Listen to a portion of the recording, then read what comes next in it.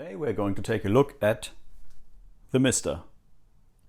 And as you can see, my Mister looks quite different than the other Misters around there. So let's open it up, take a look inside, and then see what I can do.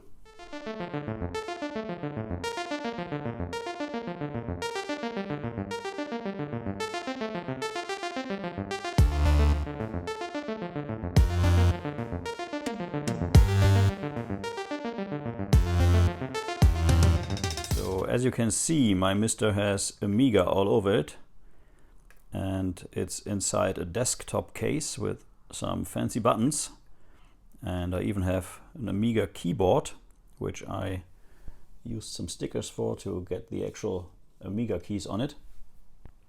It's a standard USB mouse, wireless USB keyboard, and back there USB gamepad, and that works quite nicely.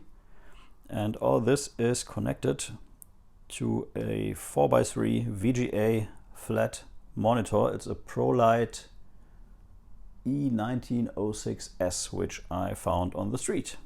A pharmacy around here upgraded their IT system, and they threw out all their old stuff, and I got this nice little 4x3 LCD monitor, which works perfectly fine with the Mister. So I guess we should open this baby up. So here's the inside of the machine.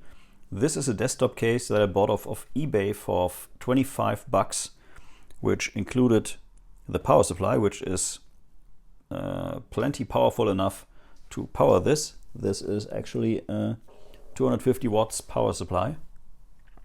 And I have some specialities in here, so let's take a closer look. So first of all, I have my Mister mounted on top of a plate, which is a bamboo plate, and I just put on some duct tape, and here's the main machine, and you can see that the VGA is just connected from the outside to the inside, so there's a hole in the case. I have to actually get the VGA out. I have an audio cable here which goes out on this side to the connector, and this is a standard 3.5 audio jack, and I have the power connected here which goes to the power supply. So I actually modified the power supply to work as the power source for this, and I also connected a DVD drive which is only connected on the power supply and not on the Mister itself, so that this does not underpower and doesn't start or actually gets damaged. So this pulls some current from this, and that's all good. Then we have the HDMI, which actually also is connected to the outside, so there's an HDMI port outside here, and two USB ports which are power only, so to charge some stuff. I will show you the backside in a minute. Then we have two more USBs, and these are the front USBs on the case. And I also connected the buttons in front of the case, and I connected the LEDs from the case. So this is all set up to work in this case. And this power supply has a speciality. So this power supply comes without an on-off switch, and that is a problem because this machine has a push button to start, and you can use this push button to start the Mister, but there's a catch. The push button doesn't work without power, so I had to add a switch back here. You can see it here, and this switch powers the power supply, and that again powers a little relay module which is down there, which then reacts to the push button. And if you push the push button, the relay actually gives the 12 volts, I guess it's 12 volts, to the Mister and starts it up. So I can start and stop with the push button, but I have to have this switch in the on position. So let me turn this around and give you a look at the backside. So here's the backside. We have the power in. I have another power in, which is 12 volts, so that I can connect. I had a different monitor before, So I could connect the monitor to this and power the monitor over this power supply without an external power supply. We have the audio jack. This is a switch to activate the power supply. We have two USB charge ports and the HDMI port, and a large hole to actually get the VGA connector in here. So I want to redo all of this and make it a bit nicer, but for now that's how it is. So let's turn this around and take a look at the front side. So on the front side we actually have the DVD drive, which is, as I said, only connected to power. This nice Amiga sticker. This could be a place for some kind of Gotek or 3.5-inch floppy drive. Would be great if Rob Smith would actually get his floppy interface into the Mister core, because then we could connect a standard PC floppy drive to the Mister and use real Amiga disks. That would be awesome, and that is the spot I reserve for that. So yeah, maybe someday. We have the power switch, which will react if I actually put power in. These two are not connected, which is headphones and microphone. I have two USB ports which are connected to the Mister, so I use these for the gamepads. And I have the reset switch, which goes to the reset switch of the Mister. I have the OSD switch, which is here, which goes to the OSD switch on the Mister, and I have the user switch, which goes to the user switch on the Mister. And I just drilled 2 holes into the case here and put these very nice buttons in. So this looks fantastic, I think. And as I said, it's, I guess, a 25 to 30 euro case, including the power supply, so that is unbeatable. Let's close it up and fire. So the monitor is already powered up, I think. Let's switch on the machine. You can see the drive starts flickering, but nothing else happens until I push the power button. It says input not supported, but that only is for a second. And here we are. So keyboard works, controller works. And if you have never seen a Mister before, you can see I have it in my Wi-Fi network, so that I can actually put stuff on the Mister over the internet, or the Wi-Fi connection in this case. So you have arcades, and you have lots and lots and lots of arcades here in different versions, and you have consoles like Game Boy, Nintendo, Super Nintendo, stuff like that. And you also have computers like the Amstrad or PC or the Apple, Atari ST, Amiga. And the Amiga is not called Amiga, it's called Minimic. So if we start this, let's do this. You get a classic Amiga booting because I have an HDF file connected to this. And there we are.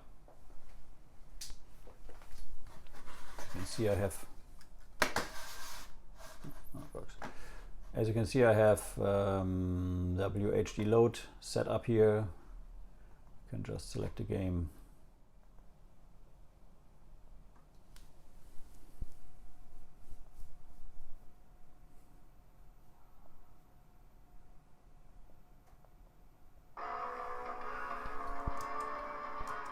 And that just works as advertised.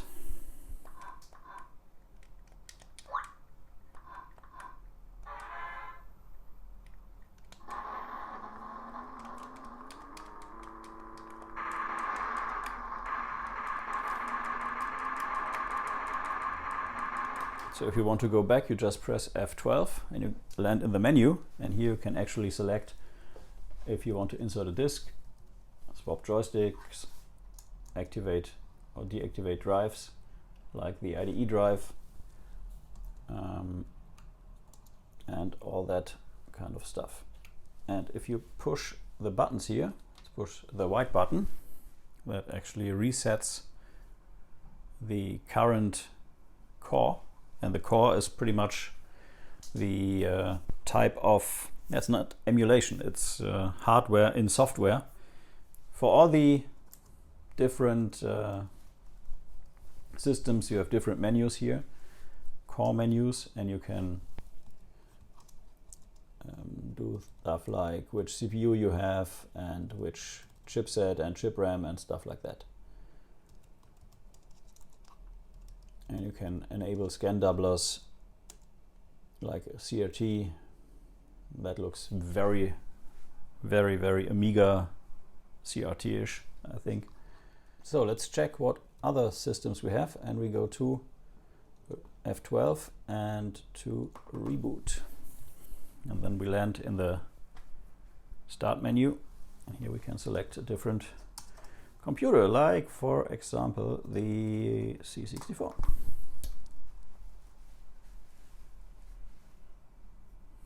As you see, all the settings are gone, so we have to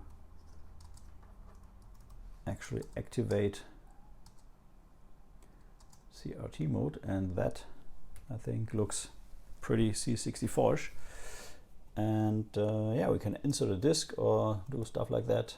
So what you can do with the C64 is you can actually go in and enable GRAM or the classic RU, and you can select the CIAs you want to use and the ROMs. So let's go and try a different machine. Let's go and use the PET.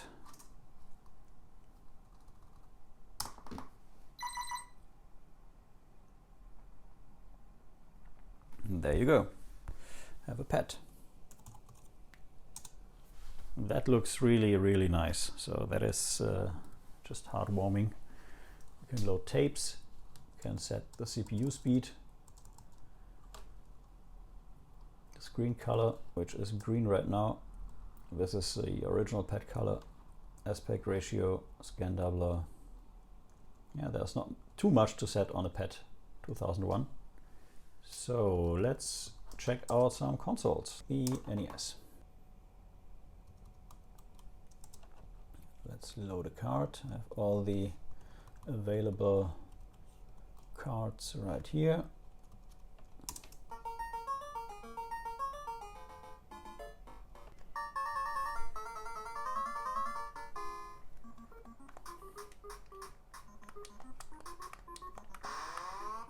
Okay.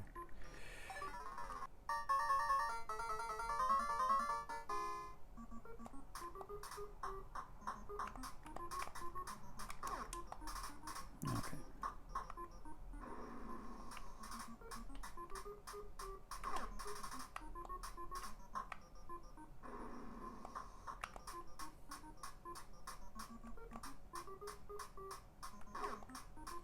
Yeah, so that is the NES Core, and just like that you have hundreds of cores and arcades. Yeah, so I'm planning a longer series on the Mister, where I show how to set up all the different computers inside here, or at least the for me relevant computers. So yeah, let me know if that is of interest to you. There are quite some cool machines inside here, like the Atari 800.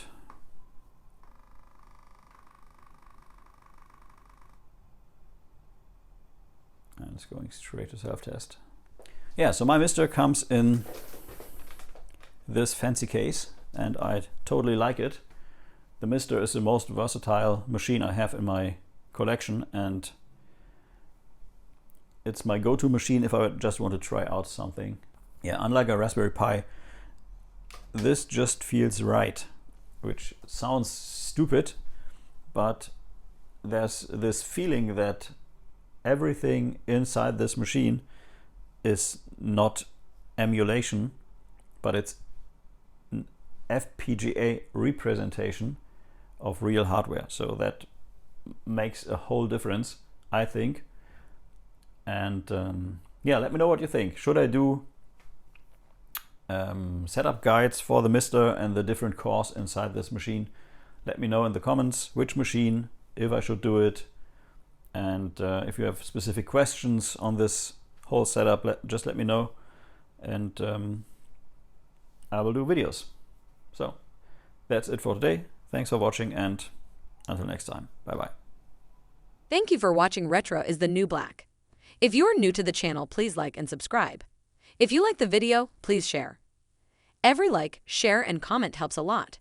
Until next time, bye-bye.